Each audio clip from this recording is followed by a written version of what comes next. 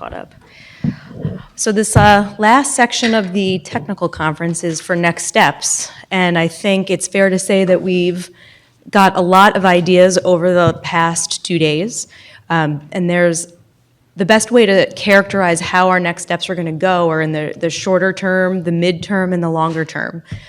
We have a lot of ideas from panelists yesterday over the things that the department staff can recommend and can issue some white papers on and get comments on before presenting recommendations on things around pole attachments and other barriers to entry, which we can move forward a little bit quicker.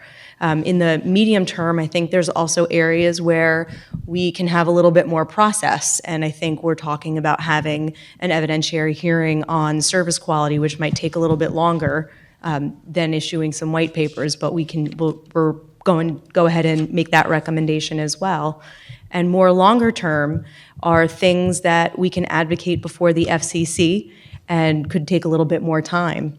And so that's really our plan for next steps. And if there's things people would like to add or suggestions in that vein of the shorter term, midterm, and longer term, I think that would be helpful. Yeah, I would just also clarify that in the third bucket, I think there are things that we're going to want to advocate for the FCC, but there are also probably some additional fact gathering and policy idea generation that we'll want to think about, because some of these problems are deep and they need broad and innovative solutions, and we need to work on some of those. Many stakeholders.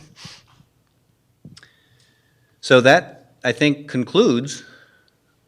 That's our theory on next steps. I don't think we have specific details, partly because a lot of what we're contemplating doing next were derived from the technical conferences here today. Do you want to clarify, though, that staff will be issuing a white paper on the specific recommendations you're going to be making? The short term, the first priorities. On that? Yep. Yes. Staff members will be issuing white papers on the shorter term recommendations, and those will be issued and available for comment. Those deal with broadband only or legacy and broadband? I think there's a fair amount of crossover on some of those, especially around barriers in service. I think a lot of it will be a little bit more on, well, universal access, I think, could go to both. I think we're looking for, in areas that aren't served, they could be served by DSL, which is a more traditional system. I think the answer is we're not quite sure yet, because we need to go back and digest everything we've heard over With the the last details. 2 days. I wouldn't foreclose it. Well, okay. The policy differences between the panelists, which were all fascinating and important, eventually lead you to a question as how you choose between them. And in many of these cases, including in broadband, what evidence the commission will generate and use as a foundation upon which to make the policy decisions is unclear to me. And I would suggest that a lot of that staff ought to go through an exercise about asking itself what evidence it needs on any of the issues that were identified, sufficient to say this shall be our policy.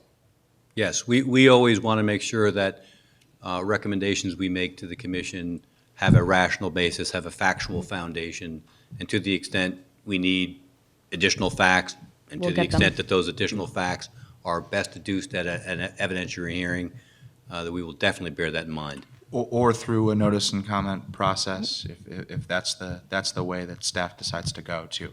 I think, individual issues will inevitably require different processes, and we're not quite at a point where we can tell you X, Y, and Z issues will be dealt with in A, B, and C ways.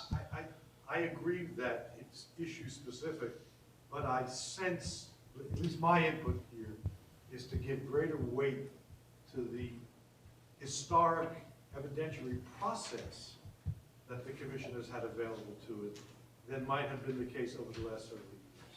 The actual participation of parties in a litigated proceeding about facts has value that perhaps I appreciate more than others, but I appreciate it. And we appreciate your bringing it up. Yeah.